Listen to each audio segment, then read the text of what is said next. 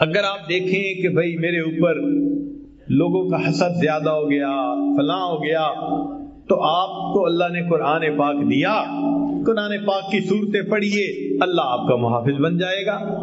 چنانچہ علامہ جلال الدین سیوطی رحمۃ اللہ نے ایک بات لکھی ہے جو آپ لوگوں کے لیے امید ہے کہ بہت فائدہ مند بات ہوگی، خاص طور پہ علماء طلباء کے لیے، اور اس کے بعد آپ کو عملیات والوں کے پیچھے نہیں بھاگنا پڑے گا۔ ہوتا ہے نا یہ جادو اور ٹونا اور فلاں اور ان کے پیچھے بھاگو، کوئی ضرورت نہیں۔ قرآن آیا ہی اسی لیے ہے کہ ہماری پریشانیوں کو دور کر دے۔ چنانچہ علامہ جلال الدین سیوطی رحمۃ اللہ فرماتے ہیں الفاتحہ تمنع غضب الرب، کہ سورہ فاتحہ کی جو کثرت سے تلاوت کرتا ہے اللہ کے غصے سے اس کو حفاظت ہو جاتی ہے۔ یاسین تمنع عطش القیامہ، جو یاسین شریف روزانہ پڑھتا ہے اللہ تعالیٰ اس سورت کی برکت سے قیامت کے دن کی پیاس سے اس کی حفاظت فرماتے ہیں۔ الدخان تمنع من احوال القیامہ، سورہ دخان جو پڑھتا ہے اللہ تعالیٰ قیامت کے دن کے خوف سے اس کو امن عطا فرماتا ہے۔ الواقعۃ تمنع الفقر والفاقہ، جو سورہ واقعہ کی تلاوت کرتا ہے اللہ تعالیٰ رزق کی تنگی سے اس کی حفاظت فرماتے ہیں۔ الملک تمنع عذاب القبر، سورۃ الملک تبارک الذی بیدہ الملک، اس کو باقاعدگی کے ساتھ پڑھنا یہ قبر کے عذاب سے انسان کو بچا لیتی ہے۔ الکوثر تمنع خصومۃ الخصما، سورہ کوثر کی جو کثرت کرے تو جو جھگڑا کرنے والے اس کے دشمن ہیں اللہ ان دشمنوں کی دشمنی سے محفوظ فرما لیتے ہیں۔ الکافرون تمنع الکفر عند النزاع، جو سورہ کافرون کو پڑھتا ہے کثرت کے ساتھ اللہ تعالیٰ موت کے وقت کافر بننے سے حفاظت فرما دیتے ہیں۔ الاخلاص تمنع النفاق، جو سورہ اخلاص کی تلاوت کرتا ہے اللہ تعالیٰ اس کو نفاق سے بری فرما دیتے ہیں۔ الفلق تمنع حسد الحاسدین، سورہ فلق کی تلاوت زیادہ کرے گا تو اللہ حاسدوں کے حسد سے بچائیں گے۔ والناس تمنع الوساوس، اور جو انسان سورۃ الناس کی کثرت کرتا ہے اللہ شیطان کے وساوس سے اس کی حفاظت فرماتا ہے۔ اب اللہ کے حبیب صلی اللہ علیہ وسلم نے ہمیں یہ باتیں بتا دی تو ہمیں کس بات کی پریشانی؟ کوئی حسد کرتا ہے، کوئی دشمنی کرتا ہے، کوئی اپنے ہمیں نقصان پہنچانے کی کوشش کرتا ہے، دل میں یقین رکھے نقصان پہنچانے سے بچانے والا زیادہ بڑا ہے۔ جب اللہ پہ توکل رکھیں گے تو اللہ حفاظت فرمائیں گے، اور اگر کوئی آپ کے ساتھ برائی کرے یا زیادتی کرے آپ اللہ کے لیے معاف کر دیں، اللہ کے لیے معاف کر دیں۔ چنانچہ معافی کا ایک عجیب حدیث پاک ذرا سن لیجیے۔ عامل لوگ بتاتے ہیں یا جس کی وجہ سے عامل لوگ الٹا لوٹتے ہیں لوگوں کو اور ان کے عقیدے خراب کرتے ہیں، ہمارے حضرت رحمت اللہ علیہ وہ اعمال بتاتے تھے، ان کا بھی بتانا ضروری ہے تاکہ ماں کو پتہ ہو کہ ان اعمال کے کرنے سے کیا کیا فائدہ ہوتا ہے۔ ہم جہاں جسمانی دوائیوں سے فائدہ اٹھائیں گے وہاں قرآن کے ان اعمال سے بھی فائدہ اٹھائیں۔ ہمارے حضرت رحمت اللہ علیہ فرماتے تھے کہ جب کبھی رات کو نکلنا ہو ویرانے میں، جنگل میں، اور یہاں تو جنگل میں جانے کا بہت زیادہ رواج ہے، تو فرمایا کرتے تھے کہ شام سے پہلے اگر پڑھ لیا جائے چند مرتبہ سلام علی نوح فی العالمین، سلام علی نوح فی العالمین، تو اللہ تعالیٰ سنیک بائٹ سے یا اسکارپین کی بائٹ وغیرہ سے بندے کی حفاظت فرماتے ہیں۔ پھر ایک عمل ہے کہ دشمن کا خوف، فرض کرو بچے کو کسی بندے سے ڈر لگتا ہے، یا آپ سفر میں جا رہی ہیں اور آپ نے ایئرپورٹ سے جانا ہے تو کئی مرتبہ پولیس کا ڈر اور امیگریشن کا ڈر، کسٹم کا ڈر، یہ یا کسی حاکم کا ڈر، تو کسی بھی بندے کا ڈر اگر ہو تو ہمارے حضرت رحمۃ اللہ فرماتے تھے کہ قرآن مجید کی آیت ہے سورہ یاسین میں وَجَعَلْنَا مِن بَيْنِ أَيْدِيهِمْ سَدًّا وَمِنْ خَلْفِهِمْ سَدًّا فَأَغْشَيْنَاهُمْ فَهُمْ لَا يُبْصِرُونَ۔ اس کو اگر پڑھ کے آیت کو اس بندے کی طرف پھونک دیا جائے، اللہ واقعی اس بندے کی آنکھوں پہ پردے ڈال دیتا ہے اور وہ بندے کو تکلیف نہیں پہنچاتا۔ ہم نے اپنی زندگی میں ہزاروں مرتبہ اس آیت کو پڑھ کے آنکھوں سے اس کا فائدہ دیکھا ہے۔ ایک ہے بچے کو نظر لگ جاتی ہے، اس کو نظر بد کہتے ہیں، یہ لوگوں کو بھی لگ سکتی ہے، اور ہمارا تجربہ یہ ہے کہ سب سے زیادہ نظر بچے کو ماں باپ کی لگتی ہے، کیونکہ وہ خود اس کو پیار محبت سے دیکھتے ہیں تو نظر تو اثر کرتی ہے۔ العین حق۔ تو اب اس کے لیے کسی کے پاس جانے کی ضرورت نہیں۔ قرآن مجید کی ایک آیت ہے، ان اللہ سیبطلہ ان اللہ لا یصلح عمل المفسدین۔ اس آیت کو 3 مرتبہ پڑھ کے ماں خود بچے کو دم کر دے، روزانہ نظر کا اتارا ہو جائے گا، اور بچہ دیکھیں بڑا کام ڈاؤن ہو جائے گا۔ اکثر بیبیز ویسے ہی پیارے لگتے ہیں، اور اگر خوبصورت ہوں تو پھر تو اور ہی کچھ بات ہوتی ہے۔ تو بچے کو رات سوتے ہوئے یا صبح اٹھ کر اگر یہ آیت پڑھ کے 2 دفعہ 3 دفعہ دم کر دیا جائے تو بچے کے اوپر سے بری نظر کا اثر ختم ہو جاتا ہے۔ ایک ہے کہ پڑھنے والے بچے اسکول میں اچھا پرفارم کریں، اچھے نمبر لیں، گریڈ اچھے لیں، ان کو جو چیزیں یاد کریں وہ یاد ہو جائیں۔ اس کے لیے قرآن مجید میں الم نشرح لک صدرک ایک سورت ہے، وہ بچے کو یاد کروا دیں اگر بچہ اس عمر کا ہے، اور وہ بچہ پڑھنے سے پہلے، اسٹڈی کرنے سے پہلے، چاہے کلاس میں ہو، چاہے ٹیوشن میں ہو، چاہے ہوم ورک کر رہا ہو، الم نشرح لک صدرک سورت کو پڑھ کے اپنے سینے پہ ایک دفعہ پھونک دے۔ ہم نے دیکھا ہے کہ بچے کی یادداشت میں بہت امیزنگ فرق آیا۔ ہم یہ عمل عام طور پر ان بچیوں کو بتاتے ہیں جو حافظ بن رہے ہوتے ہیں، ان کو میمورائزیشن میں پرابلم ہوتی ہے، تو الحمدللہ سینکڑوں حفاظ پر تجربہ کیا ہم نے، اس آیت کو پڑھنے کا ہمیشہ فائدہ ہوتا ہے۔ اکثر لوگ پریشان ہوتے ہیں بزنس کی وجہ سے، خرچے کی تنگی کی وجہ سے، قرض کی وجہ سے، تو مائیں اس پریشانی میں بچوں پہ توجہ بھی نہیں دے پاتی۔ تو اس کے لیے بھی ایک عمل ساتھ سن لیجئے۔ ہمارے حضرت مرشد عالم رحمۃ اللہ علیہ فرماتے تھے کہ جب بھی نماز پڑھیں، ہر نماز کے بعد اول آخر ایک دفعہ درود شریف، اور درمیان میں 7 مرتبہ سورۃ لإیلاف قریش، پوری سورت 7 دفعہ پڑھیں، چھوٹی سی سورت ہے، اور پھر دعا مانگیں۔ اس عمل کو کرنے سے رزق کی کوئی بھی پریشانی ہو، اللہ اس پریشانی کو دور فرما دیتے ہیں۔ یہ باتیں بچوں کی جسمانی صحت کے بارے میں تھیں جو آج آپ کے گوش گزار کرنی تھی۔ اللہ تعالیٰ فرماتے ہیں وَذَاكِرِينَ اللَّهَ كَثِيرًا وَالذَّاكِرَاتِ أَعَدَّ اللَّهُ لَهُم مَغْفِرَةً وَأَجْرًا عَظِيمًا۔ تو گویا ذکر کثیر کرنے والوں کے لیے اللہ نے مغفرت کی خوشخبری عطا فرما دی۔ حدیث قدسی ہے، اے ابن آدم مجھے فجر اور عصر کے بعد تھوڑی دیر کے لیے یاد کر، میں ان 2 اوقات کے درمیان تمہارے کاموں کی کفایت کروں گا۔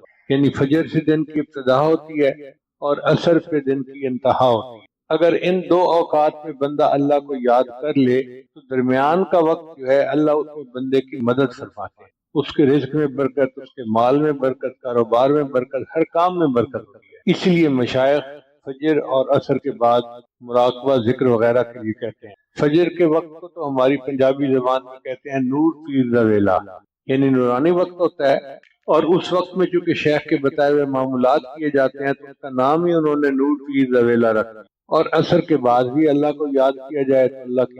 اب آپ اندازہ لگائیے، ہم اللہ کو یاد کرنے سے سارا بندے کے ساتھ اللہ اس کے کام کرتا ہے۔ ایک مرتبہ اللہ تعالیٰ نے حضرت موسیٰ علیہ السلام پر وحی نازل فرمائی، اَتُحِبُّ أَنْ أَسْكُنَ مَعَكَ فِي بَيْتِكَ يَا موسیٰ، اے موسیٰ علیہ السلام کیا آپ پسند کرتے ہیں کہ میں تیرے ساتھ تیرے گھر پہ رہوں؟ فَخَرَّ لِلَّهِ سَاجِدًا، موسیٰ علیہ السلام تو اللہ کے عاشق سے سجدے میں جا گرے، پوچھنے لگے کیف تسکن معی فی بیتی، اے اللہ تو کیسے میرے ساتھ میرے گھر میں رہ سکتا ہے؟ اللہ نے فرمایا انا جلیس مع من ذکرنی، جو میرا ذکر کرتا ہے میں اس کا ہم جلیس ہوتا ہوں، یعنی جو اللہ کو یاد کرتا ہے میں اس کے ساتھ ہوتا ہوں، اس کے پاس ہوتا ہوں۔ اب بتائیے یہ کتنی بڑی نعمت ہے کہ جتنی دیر بندہ ذکر کرے اتنی دیر اللہ اس کے ساتھ ہوتا ہے۔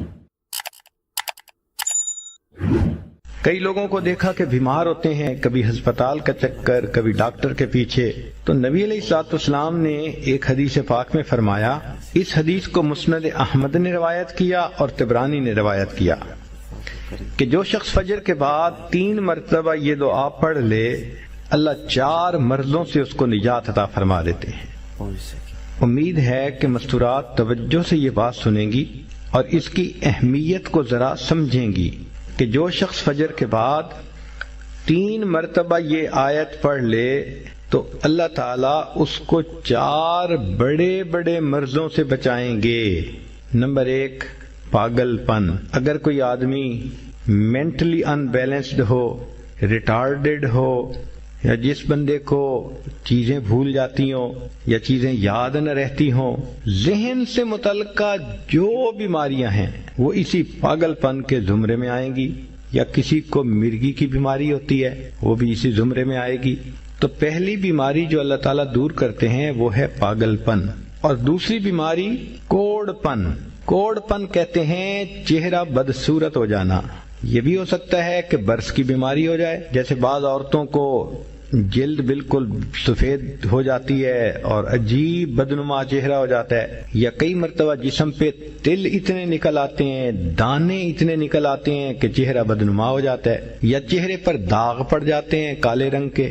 تو چہرے پہ داغ پڑیں، چہرے پہ دانے بنیں، یا چہرے پہ برس کے نشان پڑیں، کوئی بھی چیز ہوگی وہ اسی کوڑ پن کے زمرے میں شامل ہوگی، جس سے کہ چہرہ انسان کا بدصورت ہوتا ہو۔ یہ بیماری بھی اللہ دور فرما دیں گے۔ اب جن بیچاریوں کو بیوٹی پارلر پہ جانے کا شوق رہتا ہے اور اپنے فیس پہ پتہ نہیں کیا کیا پروسیس وہ کرواتی ہیں، تو ان کو تو چاہیے کہ وہ اس آیت کو یا اس فکرے کو بار بار پڑھیں تاکہ اللہ تعالیٰ ان کے چہروں کی خوبصورتی دیر تک سلامت رکھیں۔ اور تیسری چیز ہے اندھا پن۔ اندھے پن سے مراد یہ کہ آنکھوں کی بینائی ہی چلی گئی، یا آنکھوں میں موتیا بند آ گیا، یا آنکھوں پہ اینک لگانی پڑ گئی۔ یہ سب ایک ہی بیماری کی تفصیلات ہیں۔ تو جن کی نظر کمزور وہ بھی پڑھ سکتی ہیں، یا جن کو لینز لگانے پڑتے ہیں، کنٹیکٹ لینز صحیح یا کوئی اور، اس مصیبت سے بھی جان چھوٹ گئی۔ اور جن کی بینائی چلی گئی اللہ ان کے لیے بھی آسانیاں فرما دیتے ہیں۔ تو پاگل پن کی بیماری ختم، کوڑ پن کی بیماری ختم، اندھے پن کی بیماری ختم، اور چوتھا فرمایا فالج کی بیماری ختم۔ فالج ایک تو ہوتا ہے کہ انسان کا ہاتھ یا پاؤں کام ہی نہ کریں، اور ایک یہ بھی ہوتا ہے کہ اتنی ویکنیس کہ عورت کہتی ہے مجھ سے تو کھڑا ہی نہیں ہوا جاتا، میرے پاؤں سن ہو جاتے ہیں، میرے ہاتھ سن ہو جاتے ہیں۔ یہ ساری چیزیں کمزوری اور فالج کی ابتدائی سٹیجز ہیں، تو یہ سب چیزیں ٹھیک ہو جاتی ہیں۔ اب بتائیں کہ اتنی بڑی بڑی بیماریوں سے جس بندے کو بچنے کی خوشخبری مل رہی ہو تو وہ تو پھر اس عمل کو کیے بغیر رہ ہی نہیں سکتا۔ اور یہ عمل دیکھو چھوٹا کتنا ہے۔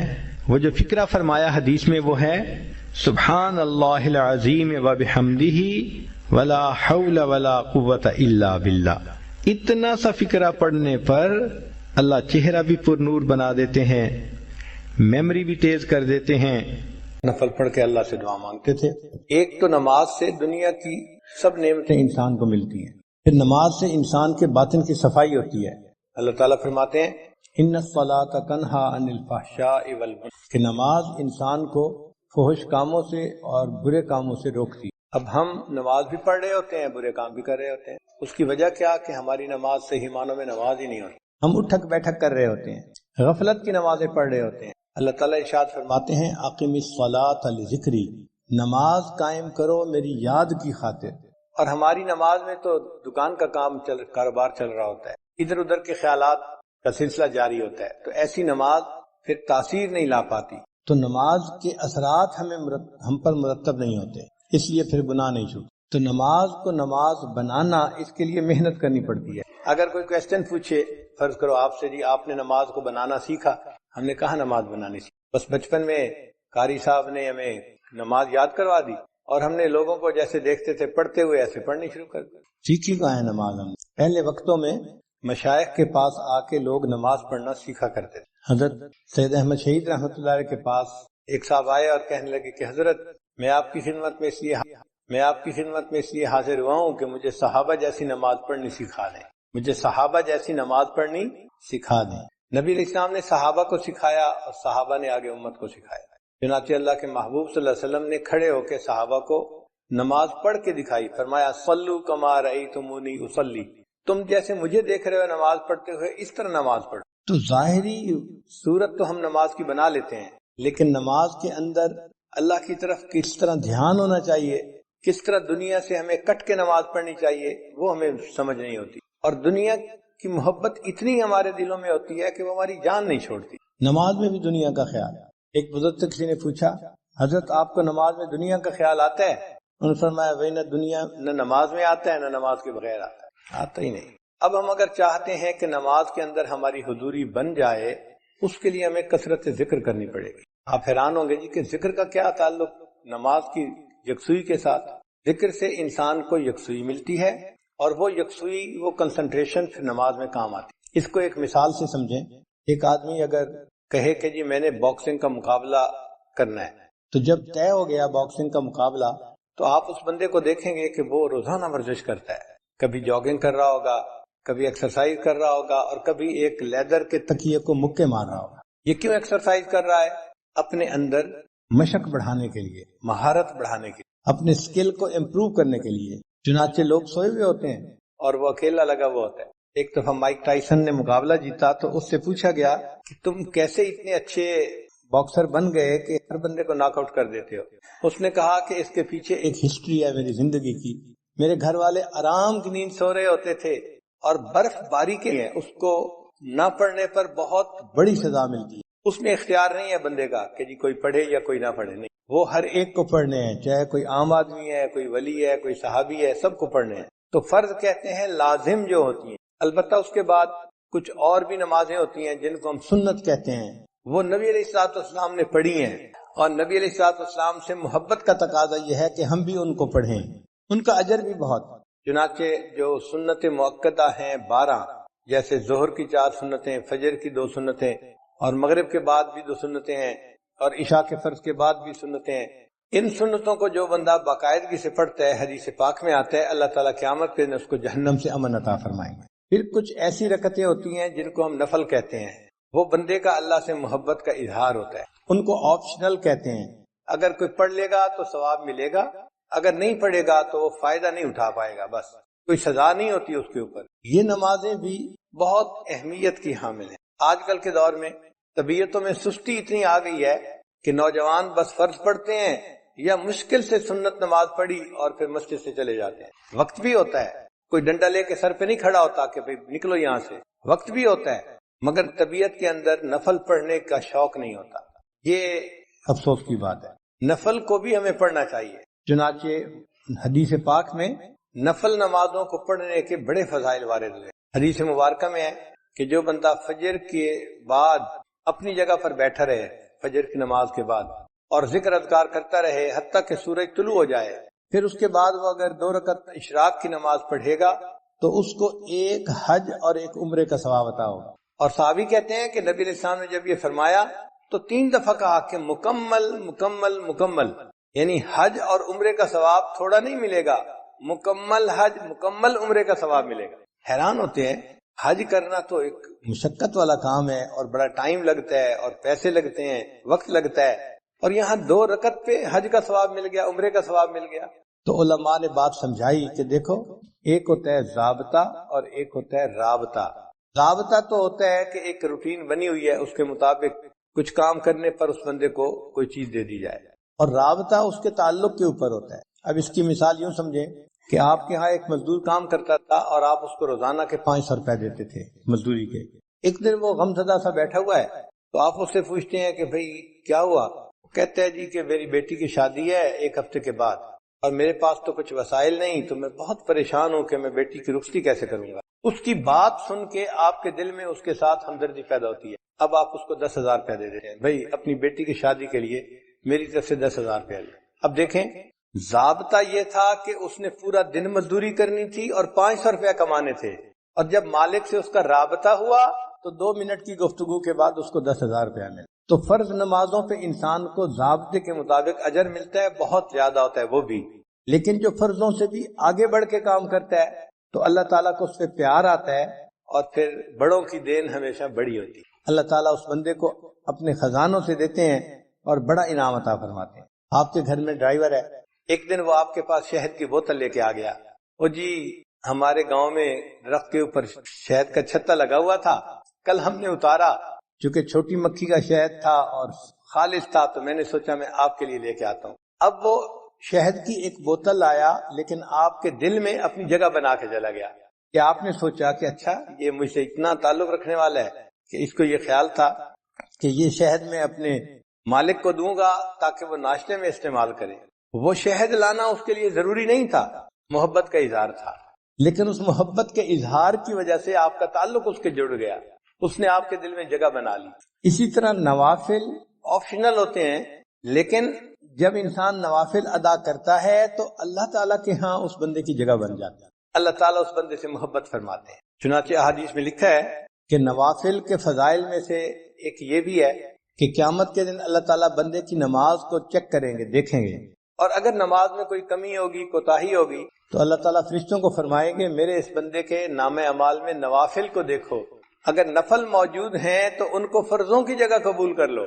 سبحان اللہ، ہمارے نوافل ہمارے فرضوں کی کمی کو پورا کر دیں گے. تو یہ کتنا بڑا اللہ کا فضل ہے اور کرم ہے کہ ان کو ہم باقاعدگی سے اگر پڑھیں تو اللہ تعالیٰ اس کے بدلے ہمارے فرائض کے حساب کو آسان کر دیں گے. پھر یہ جو نوافل ہے نا، یہ فرائض کا حصار ہے کہ جو بندہ نوافل وقت پہ ادا کرتا ہے وہ فرائض کو اپنے وقت پہ زیادہ بہتر طریقے سے ادا کر سکے گا، اور اگر نوافل میں سستی کرے گا تو وقت کے ساتھ ساتھ سنن پر عمل کرنے میں سستی کرے گا، اور جو سنن پر سستی کرنے میں عمل کرے گا اللہ تعالیٰ اس کو فرائض سے محروم فرما دیں گے، اور جو فرائض سے محروم ہو گیا وہ انسان بدبخت اور شقی بن جائے. تو نوافل حصار ہیں انسان کے فرائض کا. اور ہم دیکھتے بھی ہیں بعض نوجوان بچے باہر ملکوں میں، عرب ملکوں میں خاص طور پر، ان کو صرف نماز کے فرائض پڑھنے کی عادت ہوتی ہے. چنانچہ آپ جماعت کے ساتھ نماز پڑھیں جدہ یا کسی اور جگہ پر، تو شروع میں آپ دیکھیں گے کہ 10 بندے ہوں گے امام کے ساتھ تکبیر اولیٰ سے نماز پڑھنے والے، لیکن پھر نوجوان آنے شروع ہو جائیں گے اور 4 رکعت مکمل ہونے تک پوری مسجد نوجوانوں سے بھر جائے گی. اتنے نوجوان نماز کے لیے آئے کہ پوری مسجد ہی بھر گئی، لیکن جیسے ہی سلام پھیرا وہ نوجوان اسی وقت اٹھ کے واپس جانا شروع کر دیں گے، اور 1 منٹ کے اندر پھر وہی 10-15 بندے جو نماز پڑھ رہے تھے پہلے وہی رہ جائیں گے، باقی سب مسجد سے چلے جائیں گے. تو گویا اب نوجوانوں نے صرف فرضوں کو ہی نماز بنا لیا، سنتوں کے پڑھنے کا شوق نہ رہا، نفل کا ذوق نہ رہا. اس میں پھر ہوتا کیا ہے کہ جو صرف فرض پڑھنے والے ہیں پھر کئی دفعہ فرض میں بھی سستی کر جاتے ہیں، آ نہیں پاتے. تو نوافل پڑھنے والا انسان یوں سمجھیں کہ اپنے فرائض کے گرد ایک حصار باندھ لیتا ہے، جس کی وجہ سے اس کے فرائض اچھے طریقے سے ادا ہو جاتے ہیں. حدیث مبارکہ میں ہمارے عمار ابن یاسر رضی اللہ تعالیٰ عنہ فرماتے ہیں کہ نبی علیہ السلام نے ارشاد فرمایا کہ جو بندہ نفل پڑھے گا اللہ تعالیٰ اس کے سب گناہوں کو معاف فرما دیں گے، اگرچہ وہ سمندر کی جھاگ کے برابر کیوں نہ ہو. تو نوافل کے ادا کرنے پر سمندر کی جھاگ کے برابر بھی گناہ ہوں گے، اللہ ان گناہوں کو معاف فرما دیں گے. تو سعادت ہے جس بندے کو نفل پڑھنے کی توفیق نصیب ہو جائے. اور ایک حدیث پاک میں ہے کہ بندہ جو نوافل پڑھتا ہے تو اللہ تعالیٰ فرشتوں کو فرماتے ہیں کہ اس کے نام اعمال میں صدقہ کرنے کا ثواب لکھا جائے، اور صدقہ کرنے سے مصائب ٹلتے ہیں.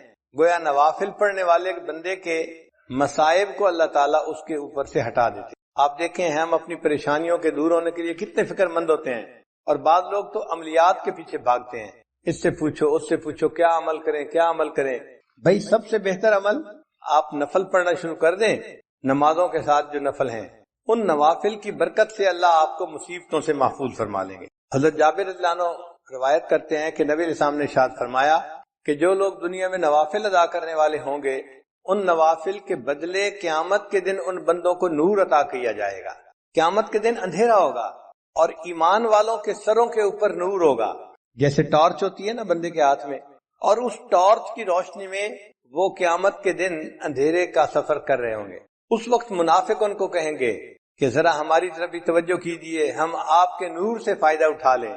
قیل ارجعوا وراءکم فالتمسوا نورا، ان کو کہا جائے گا واپس دنیا میں جاؤ، یہ نور تو دنیا میں ملا کرتا تھا، اب یہاں نہیں ملے گا.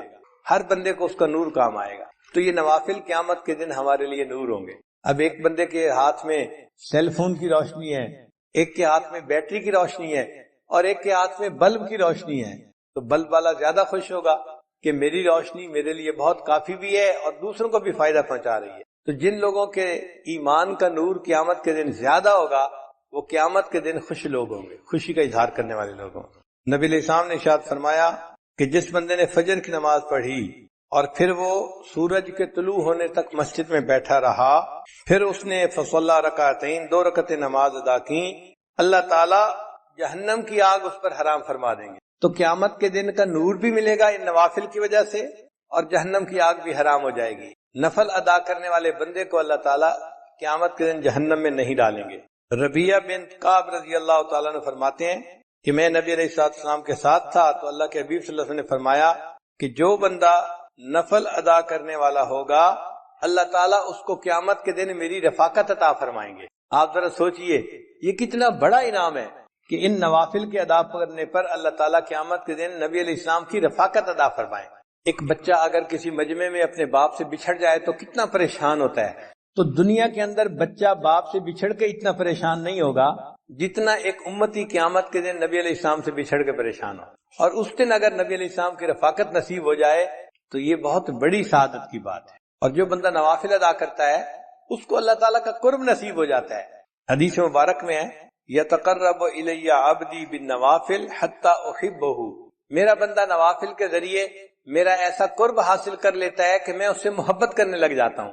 یعنی نفل ادا کرنے والا بندہ اس سے اللہ تعالیٰ محبت فرماتے ہیں، اللہ کا قرب نصیب ہوتا ہے نوافل کے ادا کرنے میں۔ پھر اللہ فرماتے ہیں میں اس کی آنکھ بن جاتا ہوں جس سے وہ دیکھتا ہے، ہاتھ بن جاتا ہوں جس سے وہ پکڑتا ہے، میں زبان بن جاتا ہوں جس سے وہ بولتا ہے۔ سبحان اللہ، یہ حدیث مبارکہ تو بڑے عجیب مضمون کی حامل ہے کہ اللہ تعالیٰ فرماتے ہیں میں اس کے ہاتھ بن جاتا ہوں جس سے وہ پکڑتا ہے، آنکھ بن جاتا ہوں جس سے وہ دیکھتا ہے۔ محدثین نے اس کے معنی یہ لکھے ہیں کہ یہ جو جسم کے اعضاء ہیں یہ انسان کے معاون ہوتے ہیں۔ دیکھیں ہم جو کام بھی کرنا چاہتے ہیں تو ہاتھ، پاؤں، آنکھ یہ سب ہمارے معاون ہیں، ان کے ذریعے سے ہی ہم وہ کام کرتے ہیں۔ تو جب اللہ تعالیٰ نے فرمایا کہ میں اس کی آنکھ بن جاتا ہوں، ہاتھ بن جاتا ہوں، اس کا ایک معنی تو یہ ہے کہ اللہ تعالیٰ اس کے کاموں میں اس کے معاون بن جاتے ہیں، اور دوسرا معنی یہ ہے کہ انسان کے اعضاء اس کے محافظ بھی ہوتے ہیں۔ اگر کوئی آدمی آپ کی طرف پتھر پھینکتا ہے فرض کرو تو آپ اپنے ہاتھوں سے اس کو کیچ کر لیتے ہیں، لگنے نہیں دیتے، روک لیتے ہیں۔ آپ کو کسی جگہ خطرہ ہو تو آپ بھاگتے ہیں وہاں سے بچنے کے لیے۔ تو اعضاء بندے کے محافظ بھی ہوتے ہیں۔ تو جب اللہ تعالیٰ بندے کے اعضاء کا ذکر فرما رہے ہیں تو محدثین نے کہا اس کا معنی یہ کہ اللہ تعالیٰ بندے کے محافظ بن جاتے ہیں اور اس بندے کی ہر برائی سے حفاظت فرماتے ہیں۔ علامہ اقبال نے کہا ہاتھ ہے اللہ کا بندہ مومن کا ہاتھ، یعنی وہ ہاتھ تو بندہ مومن کا ہوتا ہے لیکن اعمال ایسے ہوتے ہیں کہ جیسے وہ اللہ کا ہاتھ ہے۔ اللہ تعالیٰ قرآن مجید میں فرماتے ہیں اے میرے حبیب صلی اللہ علیہ وسلم جب آپ نے مٹی پھینکی تھی کافروں کی طرف، وما رمیتا اذ رمیتا ولکن اللہ رما، جب آپ نے وہ ریت پھینکی تھی ان کافروں کی طرف جو ان کی آنکھوں میں جا کے پڑی تھی، وہ آپ نے نہیں پھینکی تھی، وہ تو اللہ تعالیٰ پھینک رہے تھے۔ تو قرب کا ایک ایسا مقام مل جاتا ہے کہ بندے کا عمل ہوتا ہے لیکن اللہ اس عمل کو اپنی طرف منسوب فرما دیتے ہیں۔ اس لیے شاعر نے کہا گفتئے او گفتئے اللہ بود گرچہ از حلقو میں عبداللہ بود، اگرچہ وہ بندے کے حلق سے بات نکلتی ہے لیکن اس بندے کی بات ایسے ہوتی ہے جیسے اللہ کی بات ہوتی ہے، اللہ ان کی زبان کا نکلی ہوئی بات کو پورا فرما دیتے ہیں۔ اور یہ تو ہم نے بھی اپنی زندگی میں مشاہدہ کیا بعض بزرگوں کی صحبت میں رہ کر کہ ان کے منہ سے بات نکل جاتی تھی اللہ پوری کر دیتے تھے۔ تو انسان کو قرب الہی کا ایسا مقام مل جاتا ہے ان نوافل کے ادا کرنے پر۔ اور ایک حدیث پاک میں ہے حضرت عقبہ بن عامر اللہ عنہ اس کی روایت کرتے ہیں کہ جو بندہ دن کے شروع میں چند نوافل ادا کر لیتا ہے اللہ تعالیٰ پورے دن کے کاموں میں اس کی کفالت فرماتے ہیں۔ یہ دیکھیں کتنی بڑی بات ہے کہ پورے دن کے کاموں میں اللہ اس بندے کی کفالت فرماتے ہیں جو دن کے شروع میں نماز پڑھ لیتا ہے، نوافل پڑھ لیتا ہے، اللہ اس کے کفیل بن جاتے ہیں۔ اللہ جب کفیل بن جائیں تو پھر کاموں میں مشکل نہیں رہتی۔ اور ایک حدیث قدسی ہے، امید ہے آپ اس کو دل کے کانوں سے سنیں گے۔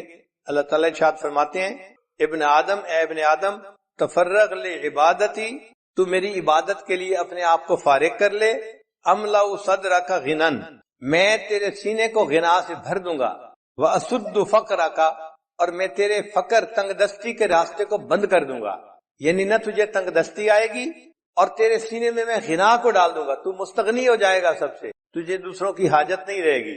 تو دیکھیے نوافل کے ادا کرنے پر دنیا کے فائدے بھی کتنے ہیں انسان کے لیے۔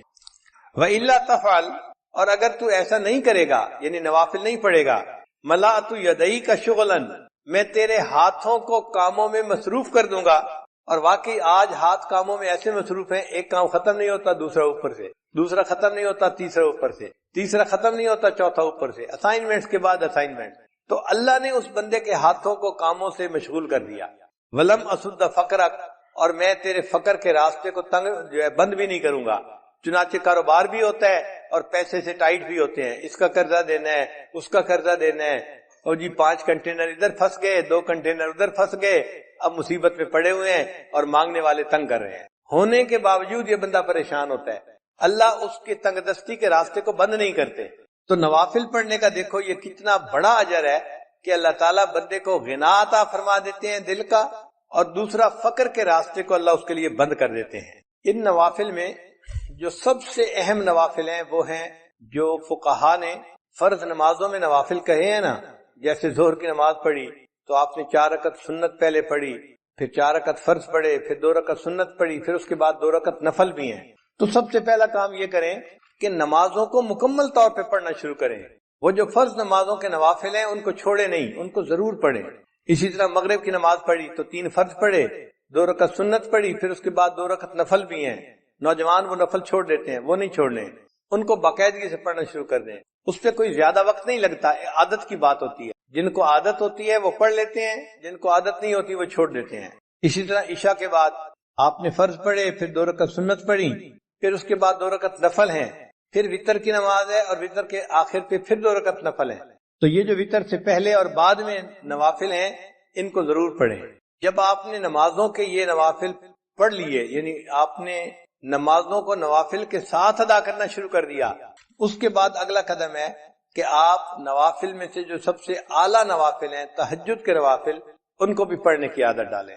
تہجد کی نماز پڑھنی کوئی مشکل کام نہیں ہے، انسان کے روٹین کا مسئلہ ہے. عبادت کرتے ہیں جن کے پہلو بستروں سے جدا رہتے ہیں رات کے وقت اللہ کی یاد میں، تو ان اللہ کے عاشقوں میں میں نے بھی اپنا نام ضرور لکھوانا ہے. جب آپ اس انداز سے سوچیں گے نا تو پھر تہجد پڑھنی آپ کے لیے مشکل نہیں ہوگی. الارم لگا کے رکھیں گے، آنکھ کھل جائے گی، اور کئی مرتبہ تو بغیر الارم کے بھی آنکھ کھل جائے گی. تو ایک دل میں حسرت ہو کہ اے اللہ ہر رات آپ کے جو عاشقوں کی فہرست بنتی ہے، کاش کہ میں ہر رات ان میں اپنا نام ضرور درج کروا دوں. پھر آدھا گھنٹہ پہلے اٹھ کے تہجد پڑھنی کوئی مشکل کام نظر نہیں آتا. اور اس میں اپنے اپنی سوچ کی بات ہے. آپ یہ نہ سوچیں میں تہجد نہیں پڑھتا، معاملہ کچھ اور ہے، مجھے تہجد کی توفیق نہیں دی جاتی، اللہ تعالیٰ نہیں پڑھنے دیتے.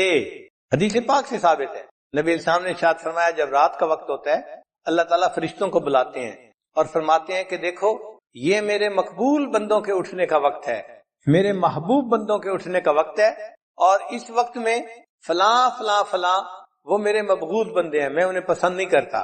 تم جاؤ اور ان کے سروں پر پہرا دو اور ان کو تھپکی دے کے سلا دو، میں نہیں چاہتا کہ وہ اٹھیں اور وہ مجھ سے مانگیں.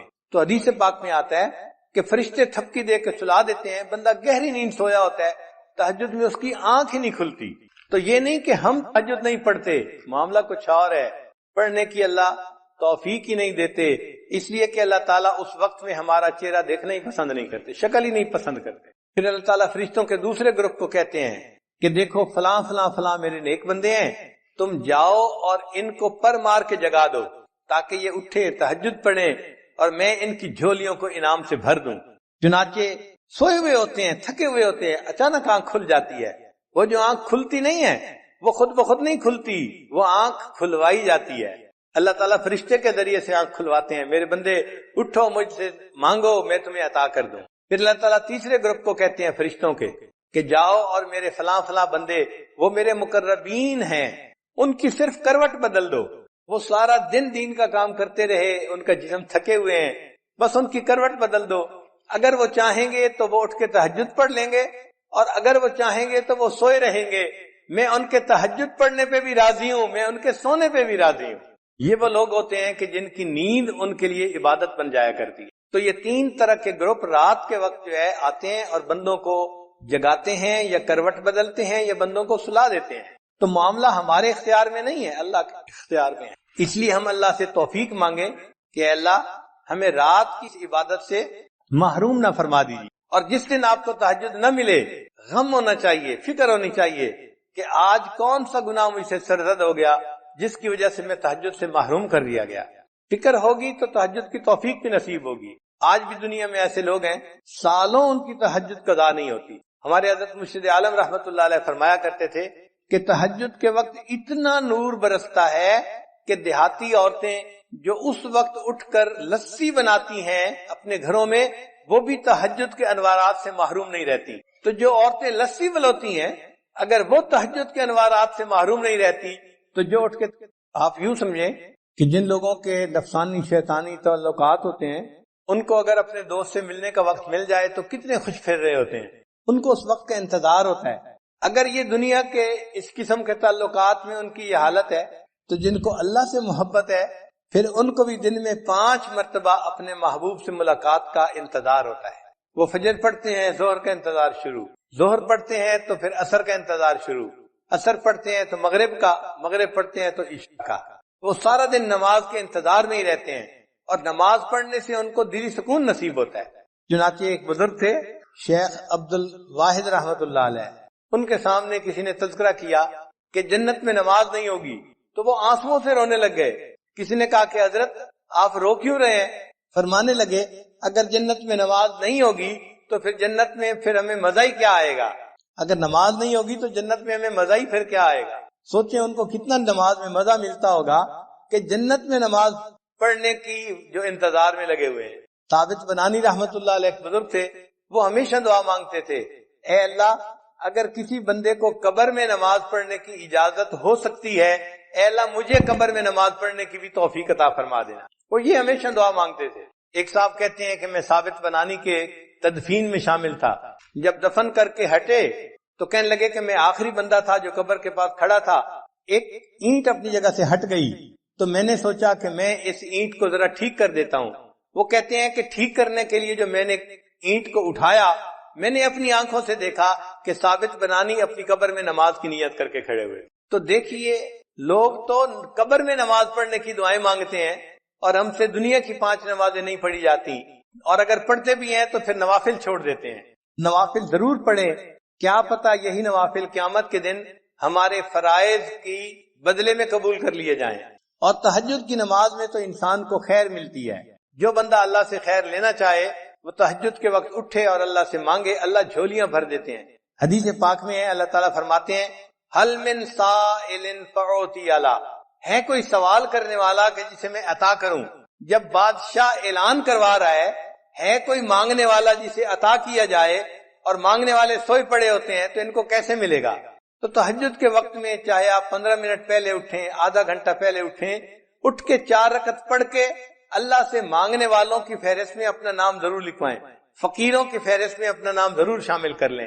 جب عشق سکھاتا ہے آداب سحر گاہی، جب عشق سکھاتا ہے آداب سحر گاہی، کھلتے ہیں غلاموں پر انداز شہنشاہی. عطار ہو رومی ہو راضی ہو غزالی ہو، کچھ ہاتھ نہیں آتا بے آہ سحر گاہی. کوئی بھی ہو جب تک تہجد کا پابند نہیں بنے گا اس کو اللہ تعالیٰ کے وہ معارف نصیب نہیں ہوں گے. تو اگر وہ معارف حاصل کرنا چاہتے ہیں ہمیں اپنی تہجد کی نماز کو پکا کرنا پڑے گا. مرد بھی نماز کو پابندی سے پڑھیں، عورتیں بھی نماز کو پابندی سے. یہ سب سے افضل نماز ہے سالکین کے لیے تہجد کی نماز. پھر اس کے بعد اشراق کی نماز ہے. اشراق کی نماز یہ ہے کہ انسان فجر کی نماز پڑھے، پھر اپنی جگہ پر بیٹھے ہوئے تلاوت کرے، تسبیحات پڑھے، اور جب سورج ایک نیزہ اوپر آ جائے تو اس وقت 2 رکعت 4 رکعت نوافل پڑھ لے. وہ اشراق کی نماز کہلاتی ہے. اور حدیث پاک میں ہے کہ اس نماز کو پڑھنے پر اللہ بندے کو 1 حج اور 1 عمرے کا ثواب عطا فرماتے ہیں. ہم تو ثواب کی خاطر پڑھتے ہیں نا، لیکن جو اللہ والے ہوتے ہیں نا وہ سواد کی خاطر پڑھتے ہیں، مزے کی خاطر پڑھتے ہیں. ان کو ثوابوں کی طلب کم ہوتی ہے، اپنے محبوب سے محبت کا تعلق نبھانے کا ان کو شوق زیادہ ہوتا ہے. حضرت خواجہ مجذوب رحمۃ اللہ فرماتے ہیں بندگی سے ہمیں تو مطلب ہے، بندگی سے ہمیں تو مطلب ہے، ہم ثواب و عذاب کیا جانے. بندگی سے ہمیں تو مطلب ہے، ہم ثواب و عذاب کیا جانے. کس میں کتنا ثواب ملتا ہے، عشق والے حساب کیا ہے. عشق والوں کو ان حسابوں کا کیا پتا، وہ تو اللہ کی محبت میں نوافل پڑھ رہے ہوتے ہیں. اگر اشراق کے نوافل پڑھنے کی عادت پڑ جائے تو پھر اس کے بعد صلاۃ الضحیٰ جس کو چاشت کی نماز کہتے ہیں، یہ دن کے 9 بجے جب سورج اتنا اوپر آ جاتا ہے کہ زمین گرم ہوتی ہے، ننگا پاؤں رکھنے سے پاؤں جلنے شروع ہو جاتے ہیں، اس وقت سے یہ ٹائم شروع ہوتا ہے اور پھر زوال سے 1 گھنٹہ پہلے تک یہ رہتا ہے۔ اس کو صلاۃ چاشت کہتے ہیں۔ یہ اگر 2 رکعت بھی پڑھ لیں تو بہت اچھا، ورنہ 12 رکعت تک پڑھ سکتے ہیں۔ اس میں اللہ نے روزے کی برکت رکھی ہوئی ہے، چنانچہ جو بندہ چاشت کی نماز پڑھتا ہے اللہ تعالیٰ اس کو برکت والی روزی عطا فرما دیتے ہیں۔ اب بہت سارے لوگ اپنے دفتروں کی وجہ سے یہ لمبی نماز تو نہیں پڑھ سکتے، مگر کم از کم 2 رکعت تو پڑھنی چاہیے، انٹری تو ہو جانی چاہیے۔ بلکہ فقہا نے تو یہاں تک لکھا ہے کہ اگر یہ بندہ دفتر میں اتنا مصروف ہو جاتا ہے کہ وہاں اس کے لیے نفل پڑھنا ممکن نہیں ہوتا تو اشراق کے وقت میں 2 رکعت نفل اشراق کی نیت سے پڑھ لے اور 2 رکعت نفل چاشت کی نیت سے پڑھ لے، اللہ اس کو بھی قبول فرما لیں گے۔ تو اشراق اور چاشت تو اس طرح ہو گئی۔ پھر اس کے بعد تیسری نماز ہے جس کو صلاۃ اوابین کہتے ہیں، وہ مغرب کے بعد 6 رکعت پڑھنی ہوتی ہیں نفل، مغرب اور عشاء کے درمیان میں۔ کوئی مشکل نہیں، اگر انسان ہمت کر لے تو پڑھ سکتا ہے۔ 6 رکعت نفل پڑھنے پہ 5 منٹ لگتے ہیں یا 6 منٹ لگتے ہیں، لیکن اجر پتہ ہے کتنا؟ حدیث پاک میں ہے کہ جو بندہ اوابین کے 6 رکعت نفل پڑھتا ہے اللہ اس کو 12 سال کی عبادت کا ثواب عطا فرما دیتے۔ 6 رکعت پڑھنے پر 12 سال کی عبادت کا ثواب ملا تو سوچئے یہ کتنا بڑا انعام ہے۔ جو لوگ حفاظ ہیں وہ تہجد میں قرآن پڑھا کریں، منزل جو ہوتی ہے نفلوں میں۔ اگر تہجد میں اٹھنا مشکل ہے تو پھر دوسرا طریقہ مغرب اور عشاء کے درمیان 2 رکعت 4 رکعت میں اگر ایک پارہ پڑھ لے تو ان کے قرآن پاک کی منزل پکی رہے گی ہمیشہ۔ اور رات کی نماز کو تہجد کی نماز کہتے ہیں۔ تو گویا 5 فرض نمازیں ہوئیں اور 4 نفل نمازیں ہوئیں، اشراق، چاشت، اوابین، تہجد۔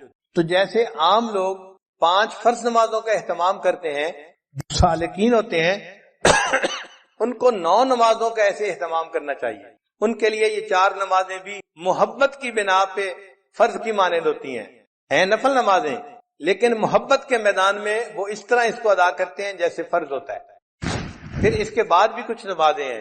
انسان جب وضو کرتا ہے تو تحیت الوضو 2 رکعت نفل پڑھنے وہ بھی مسنون ہے۔ مسجد میں داخل ہوتا ہے تو 2 رکعت تحیت المسجد پڑھنا یہ بھی مسنون ہے۔ تو ان نمازوں کو بھی پڑھنا چاہیے، جب موقع ملے تحیت الوضو پڑھیے، تحیت المسجد پڑھ لیجئے۔ پھر اگر انسان سے کوئی غلطی ہو گئی تو صلاۃ التوبہ 2 رکعت توبہ کے پڑھنا یہ بھی حدیث سے ثابت ہے۔ پھر اگر اللہ نے کوئی نعمت عطا فرما دی تو 2 رکعت شکرانے کے ادا کرنا یہ بھی حدیث پاک سے ثابت ہے۔ ان نمازوں کو جتنا آپ پڑھ سکتے ہیں اتنا پڑھیں، ان کا اجر ملے گا، اس کے بدلے فرض قبول ہو جائیں گے، اور قیامت کے دن اللہ تعالیٰ بندے کو نبی علیہ السلام کی رفاقت عطا فرمائیں گے اور اونچا مرتبہ عطا فرمائیں۔ اور ایک خاص نقطہ ان نوافل کو پڑھنے کے لیے یہ ہے کہ نوافل کو چھوڑا نہ کریں۔ کیوں؟ ہم نہیں جانتے کس جگہ کا کیا ہوا ہمارا سجدہ ہمارے اللہ کو پسند آ جائے۔ تو یہ سوچا کریں کہ ہو سکتا ہے یہ جو نفل نماز میں پڑھ رہا ہوں میرا یہ سجدہ میرے مالک کو پسند آ جائے۔